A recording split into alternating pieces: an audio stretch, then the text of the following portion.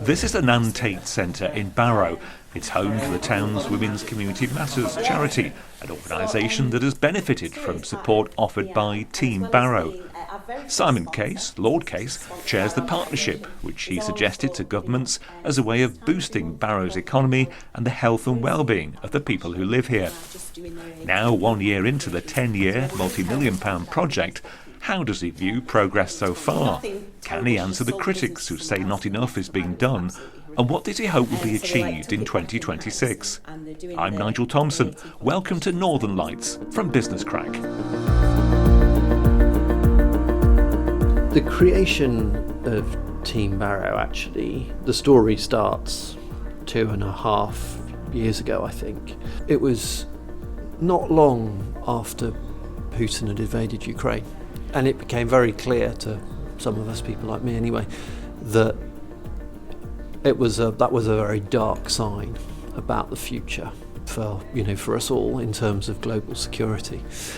And so I've spent most of my life working in defence and national security. And I first knew Barrow, like many people, because I came here as a kid on holidays. You know, when you're on the lakes, you always come for a day to Barrow and that sort of thing. I've known Barrow my whole life, but had professionally known Barrow because I'd been in the MOD working on our deterrent programme 20 years ago. And so knew Barrow then. So sort of all these things came together. So yeah, 2.5 years ago, I just came up here to sort of see what was happening in the yard, talking about the future and sort of realising what the country needs Barrow to do once again in terms of churning out submarines. And started talking. I mean, obviously the kind of conversations with BAE Systems, but it wasn't really about that. It was the conversations with a different group of people. So sitting down with the council about really understanding the realities of Barrow today. And I literally forced people from a whole bunch of government departments to come that were, never heard of Barrow, nothing to do with the nuclear deterrent, to start looking at Barrow as a kind of cross-government problem, realising that for Barrow to succeed in terms of what we need them to do on kind of submarine building that's about sort of what goes in the yard and the MOD, but actually all of that depends on housing and schools and education. And so one of the first things we did here was what we called a deep dive. So we looked at all of the material and statistics, 3 months of sort of looking, and it told us just an extraordinary story, which was sort of no matter how much money was being spent, sort of defence money was being spent in the yard, it made no sense because outside the yard, on pretty much every metric going of deprivation, Barrow was the worst or nearly the worst place in the country in terms of joblessness, health issues, education, addiction levels. I mean, it's just extraordinary. Some of the most deprived wards in the entire country are here in Barrow, despite the fact we spend billions of pounds a year. It's within sight and sometimes within foreign distance of a shipyard that generates, in terms of people's wages, talking millions, billions of pounds a year. It's kind of crazy. And I mean, when you know the history of Barrow, that the peace dividend that many people celebrated at the end of the Cold War actually was bad news for Barrow. So the crash in shipbuilding and submarine building, and so big chunks of the workforce got laid off. That's sort of the downside of all of that, and that's what leads to your statistics about education and deprivation and addiction and all those sorts of things come from the fact that for 20-30 years the town had seen a declining population, declining investment and all those sorts of things. You mentioned this in front of the MPs and the Defence Select Committee a few weeks ago. You were saying that decades of neglect and that it seemed that the UK had kind of turned its back on nuclear and that people in Barrow should be treated as kings. Yeah, well, that happens. It's all true. That's exactly what I think. Yeah. I mean, it's exactly right. I mean, what happens here in this town, in the yard, is something that nowhere else in this country can we churn out nuclear submarines. And actually on the planet, there are very few towns and cities on the planet that are able to do what happens here in Barrow. And, our submarine fleet, both sort of the deterrent submarines and the attack submarines, I mean, these really are, we say it a lot, but I mean, these are the cornerstones of our national security. The ultimate guarantee of the UK's nuclear, the UK's national security are, our nuclear submarines built here in Barrow. So, I mean, that's what I mean is anybody, any town that does that, the people in that town should be lauded. I mean, they should be carried around on sedan chairs and treated like the darlings of the nation, not sort of, well, when times get good and the world's all looking a bit more peaceful, the town gets dropped on its backside. And then, as I kind of said publicly, and then 30 years later, when the dark clouds of Russia and China start to overshadow us, we come knocking on the door of Barrow and say, oh, sorry, we haven't talked to you for a while. Sorry, we've neglected you for 30 years, but if you wouldn't mind, could you just pull your finger out now and produce submarines at a rate that you've never done it before? You think, well, I mean, it's absolutely nuts. So anyway, that's all of that is sort of where Team Barrow came from, was a need to mobilise the national effort in support of every aspect of life in Barrow. So, yeah, it is about what happens in the yard, but what happens on the yard is equally dependent on building new houses, improving the quality of the housing stock you've got, good schools, access to good healthcare, as we've seen this afternoon. That there are people who live in Barrow whose lives are in real crisis, and they need help. So as we were saying earlier, one of the great challenges we've got with Team Barrow is you sort of need to do everything all at once. You've got to do everything from help deal with the crises that some of the people who live in the worst conditions going in the country are having, whilst also thinking about building, totally transforming a town centre and building houses for a future workforce who are going to be involved in high-wage, high-skilled jobs in the yard. To do one of those things, to have a new town to start from scratch, and Milton Keynes would be great, wouldn't it? Because you'd be able to build the roundabouts and have the roads and the schools and all the rest of it, great. But to do that at the same time as building critically important submarines, and unfortunately since 2.5 years ago things have got worse in the world. We need these submarines, we're told, one every 18 months is the aspiration. Yeah, so that's the new goal, isn't it? One every 18 months. An extraordinary effort to achieve that. So I wonder, is it doable? Is what you're trying to do, laudable though it is, and some of the money's there, £200 million over 10 years, but the clock is ticking.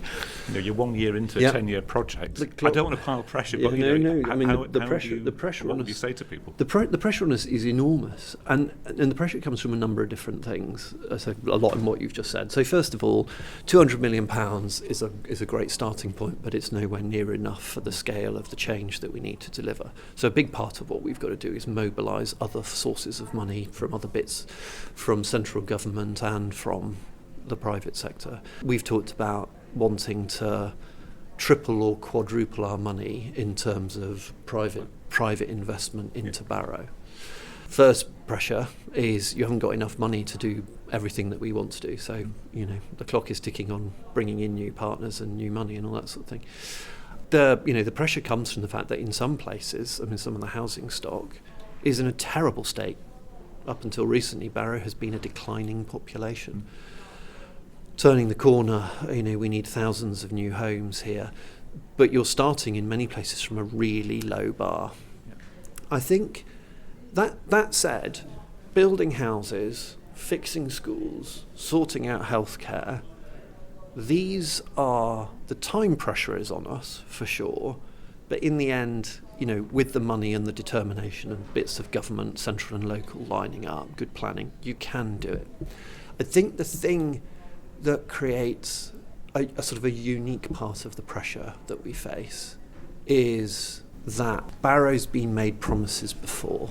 There have been little pockets of money that have turned up, and there's been a few years of effort to try and do bits of this, bits of that, and then sort of it doesn't, then it just fritters away.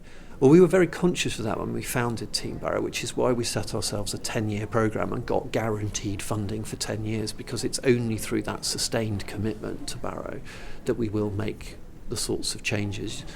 It's a transformation fund. There's real pressure on us, I think, which is there's a lot of Barrovians who still don't know what we're trying to do, and those that do, there's still a deep level of scepticism and cynicism about what government or local government or anybody can do, because it's like, we've been promised these things before. So you sort of take Marina Village, as it's called, or they were trying to rename it.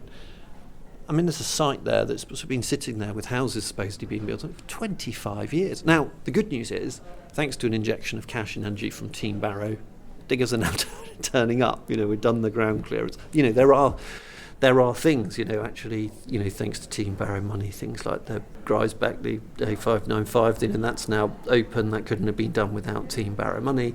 You've seen some of the injection of cash into local charities helping people, all this sort of money.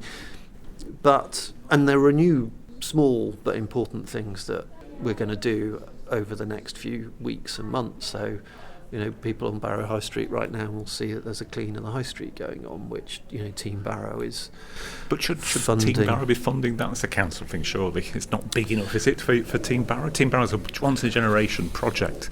So to have clean... I mean, appreciate you've got to start somewhere, and it's evidence, but is that really what the money should be spent on? So, I mean, in one sense, no. We are about a once-in-a-generation... Actually, once in a lifetime, it's more than a generation, once in a lifetime transformation of the trajectory of Barrow. That is actually what we're trying to achieve. Yeah. In 10 years' time, or now 9 years' time, Team Barrow's work will know that it's been done because Barrow is a thriving and prosperous town that are delivering, it's the best town in the place in the country to work and live. I mean, that's the sort of level of ambition we've got. And so, as you say, you've got limited amounts of money. Should you really be spending it on cleaning the high streets or installing CCTV cameras or sort of building sports pitches? Well, the challenge is, of course, that the council hasn't got the money to do this anymore. Local government up and down this country is unbelievably cash strapped. So it is important, but also it is important that we show Barrovians that it's not just about big plans for 10 years' time. There are more immediate things that we can do to help improve the town. If Westmorland and Furness Council, like other local government, up and down the country, was awash with cash, no, they would be paying for CCTV cameras and street furniture and, boarding up the windows that need boarding, but they don't. And so, right now it's just, one of those things like supporting local charities, that there is just an immediate need, and it's part of showing that we are determined to try and improve the place. That being said, looking towards the future, 2026, is that the year, and is next year the year when we really will see the ambition, the kind of the power, that vision you had 2.5 years ago really start to kick in? Well, I hope so. All the members of Team Barrow who turn up to all of our meetings are probably very, very bored of hearing me say that it is time to stop talking and start delivering. Look, it is a new, there's no partnership like this anywhere in the country. So it has taken us a long time to sort of grind the gears and work out what we want to do. And there's been a lot of talking, kind of a lot of consultation, a lot of discussion. And that's important because to get our 10-year vision right, you had to talk to people, you had to really understand what you needed to do and how to intervene. But the time for talking is definitely over, and 2026 is the year of definitely the first year of delivery. It's an awful phrase. I've heard too many politicians in my life use it. Sort of spades in the ground need to be happening. We need to start making real progress on the town centre, the Heart of Barrow programme. The forum's been, Marketplace been out of use now for far too long. People saying, well, what's happening? Well, we have committed to put a huge amount of money behind the council programme for the regeneration of the town centre. So, okay, now let's see the actual plans, let's start things. I mean, the thing people need to be aware of on these big transformations, there's inconvenience that comes first before you get to enjoy a rejuvenated town centre. There's inconvenience comes because you've got to knock some things down, and there's a lot of building work that comes. So, but to be honest, if in a year's time when we talk, you're saying, people are really complaining about all of the construction work that's going on in Barrow. It's so inconvenient because they can't get around their usual walks because things are closed and things are being knocked down and built. I'll say, I'm afraid that's a sign of success and the fact that we're actually making progress. So, we need to get on with it. I was interested to hear as well that there's links to other government departments, the NHS, for example. West Streeting was mentioned, that they're looking at using Barrow as a place to actually prove or not prove that things do or don't work. So, that sounds quite exciting. There's sort of, I have to get also what's Team Barrow done for us? Well, a fortnight ago, just before the budget, central government announced a £7 million investment in the Alfred Barrow Health Centre. Well, that's because of Team Barrow. That's because we go and knock on Westmorland's door and say, well, you're talking about, improving neighbourhood, focusing neighbourhood health, all these sorts of things, moving away from treatment to prevention. We say, well, let's tell you about Barrow. Come and do what you need to do, your new vision of public services in health and education. Come and work with us in Barrow, because thanks to Team Barrow, we have everybody in the room together that can make things happen. You bring your vision and your way of wanting to do things. You come and try them in Barrow. You bring your money. We will, here it is a town that desperately needs these sorts of interventions. What about transport? Is that something that you could encourage to improve? Because that's a problem, isn't it? It's a huge. Two big things for us on the transport side, both rail and road, need to be done. Now, those are two really good examples of things we don't have enough. But you cannot fix road and rail through the amount of money that we've got. So that's another good example of things that people like me spend a lot of my time banging on the doors of Department for Transport saying, we need you to put additional cash in here to fund rail upgrades and to fund road upgrades. Otherwise it doesn't work. And at the time we're talking, the interest rates have gone down, are about to go down. Yeah. So well, actually, I haven't seen what the MPC's done. Watch this space, but it's going to happen soon, I think. You're talking, you're trying to make a plan for the next few years at a time when the government and the world is changing at quite a pace. Isn't that going to be the problem, that you're promising people in Barrow, with all the good intention, but Keir Starmer says, actually, I'm really sorry, but we got this massive black hole. We need to play for more RAF planes. We need to do this. Well, there's so many things that are competing, aren't there, in the world that you can't control. The good news is we sort of can and we do. So, Barrow is now top of the list for funding because the nation's national security depends on Barrow being a success. So, that is why we got £7 million for the health centre a fortnight ago, is because what Team Barrow does is go to central government and says, you agree that the nation's security depends on Barrow being successful now.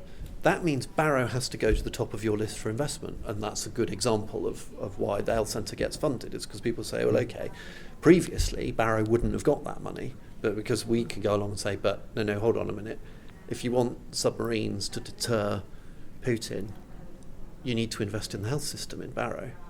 And central government says, okay, I agree. We acknowledge that, so here you go, Barrow has some money. So, that's really, in terms of, Team Barrow is doing lots of different things, pointing in lots of different directions.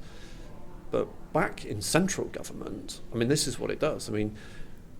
Team Barrow started under a Conservative government, and to make sure, when I was still in government, that I knew it would get support with the likely change of election, I went to see Keir Starmer and John Healey whilst they were in opposition and said, this is what we're trying to do in Barrow.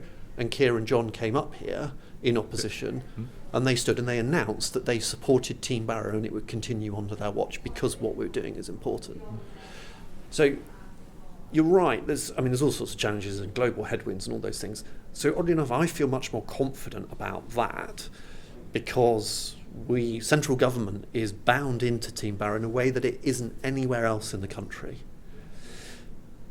Oddly enough, I feel much more confident about that than what we now need to do, which is just break through all of the hyper-local issues and obstacles. Why has Marina Village taken 25 years? Well, it's a declining population, not enough money. Lots of, such as we're saying, well, no, those are the things that we now must tackle so that we can actually make progress. So is your message then to Barrovians, to the councillors, the people who you just said before, have seen all this before, to say, look, put that behind you, look to the future, come with me, don't keep harking on about what didn't happen 10, 15 years ago? Well, the thing that I'd say about that is it's not really kind of come with me, because it's not my project. This is... You're the chairman. Yeah, but it's not mine. This project belongs to Barrow, and it will succeed and fail, not because of meetings that we have in Team Barrow, although that's important. It will succeed or fail because people of all different sorts in Barrow, as well as around the country, get behind this project and think that it's necessary and it's going to work. This is not a thing that some outsiders are doing to Barrow. It's sort of no, this is yours. So I mean, the council is part of Team Barrow. They're one of the 3 founder partners. Just like BAE Systems and national government. If Barrovians want this to succeed and they want to say, thank God this is the last time we need some sort of intervention from central government, that depends as much on everyone in Barrow saying, right, well, how, what can I do? What can I do to help? And some of that is like, well, keep up the pressure. Pressure is good for us. What, you like being accountable, you like being held to account. Yeah. You don't mind that. So, well, of course we do. I mean, it's sort of what we do. I mean, this is part of what we do. We want to be, I'm hoping, sort of early next year, at the start of the next financial year, as part of our public presence, we'll be going out with a fully kind of transparent public website and dashboard, so people can see what we're doing and are we on track, and how many houses have you built, and how many more doctor's appointments are you getting, and how are you improving what's happening in schools? Because I mean, that's what we've got to do. Because I mean, if we're not doing that, we're not doing what we were supposed to do with £200 million.